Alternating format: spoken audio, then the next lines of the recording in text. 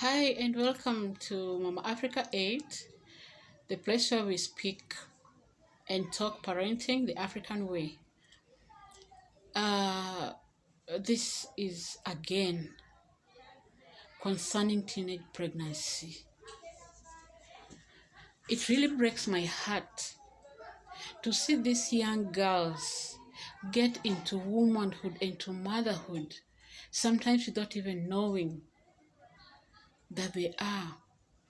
Like now, I have a girl, she just turned 13. I have a girl in our program. She just turned 13 in February.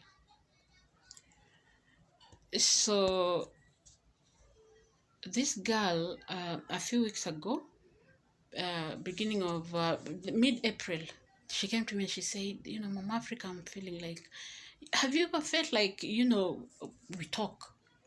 I talk with them and I've tried to create a relationship with them, and that's why Voices of Hope Africa exists, so that we have a relationship with these children, a kind that their parents would want to have, and for one reason or the other they don't.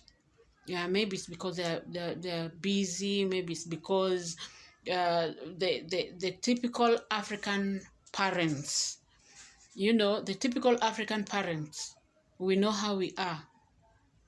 In most cases, we don't create time for some things. And unfortunately, one of the things that we don't create time for is our children. And especially when you have to work and hustle what the children have to eat. It's the environmental issues and factors that mainly cause this kind of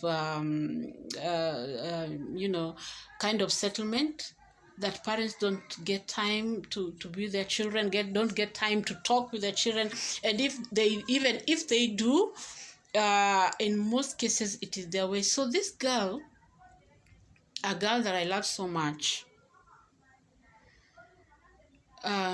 she came to me 2 weeks ago and she was telling me how things are working in her belly.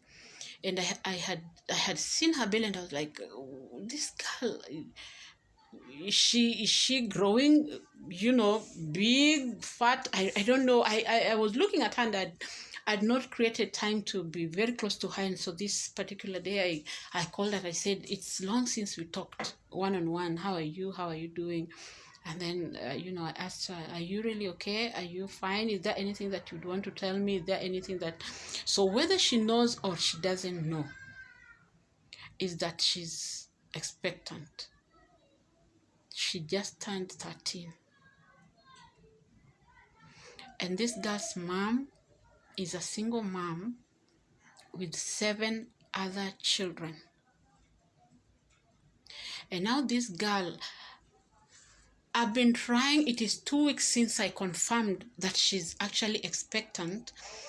I've been thinking and wondering what is going to happen.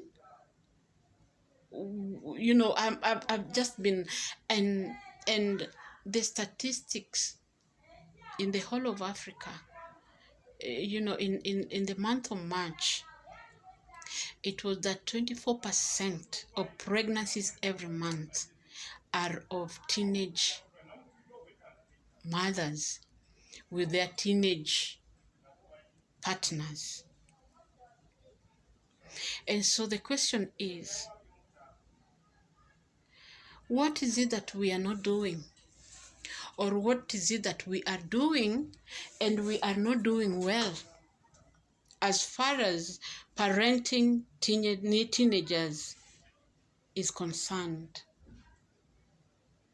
Please create time. I don't know what to feel with this girl, because this is a girl that I have been with in our program for 1 year.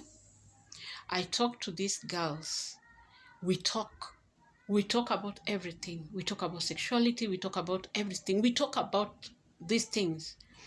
We talk about abuse. We talk about, and I have told them over and over again that if someone touched them inappropriately, whoever it is, they should come and tell me, and they know and they have seen. where I have taken action to follow up on the ones that have been abused. And I just don't know. I'm feeling so bad. I haven't been feeling so well since I confirmed that this girl is expectant. I haven't told the mother. I don't know how I'm going to tell the mom. And I don't even know how to tell her herself that she's expectant. Because how I got to confirm that she was expectant, I did a trick on her, okay, and she is expectant at 13. It really breaks my heart. So I would encourage our African parents, please. There are simple precautions that we can take. Talk to your children from an early age, from the time they can speak and they can hear what you're saying. Talk about sexuality, talk about abuse, talk about everything. Before us, or just slightly before us, we had our grandmothers every evening putting us down and talking to us and telling us, orientations and coaching on how to be good women and how to be good girls, teaching us how to sitting positions, what to wear, how to wear it. And the world has changed. And my plea is that even if the world is changing, we cannot copy everything that is westernized. Because, for example, a child in the West getting pregnant at 13, whoever impregnates this child is investigated and will be found, and this girl and her child will be taken care of. You understand? Or the child will be given to adoption to a family that can help, that will take care of the child. And it is unlike Africa. We are still not there yet.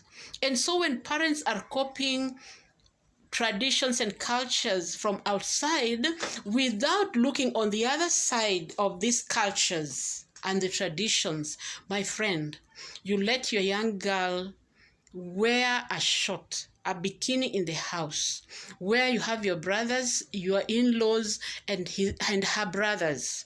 She's wearing a mini skirt. She's dressing the way she wants, and she can talk to whoever, and she can sit on whoever she wants. And these are male. And you don't tell them. You don't stop them because you're westernized and you think you're modernized and your child should be modernized and they can do whatever they want. My friend, we are African mothers, we are African parents, and there are things that are still not working for us like in the West. However much that we can think that we are civilized, civilization has its cons and pros. And when you are thinking that you're now learned, and your children can live as civilized, and you think that maybe they can get pregnant and you'll do abortion, it is bad, it is illegal, it is dangerous, and you're planting a seed in this girl and you're introducing them to a life that will be horrible, that is going to be full of regrets, that is going to be full of tears. And yet you lived yours. You were brought up well by your grandmothers. You were brought up well by your mom.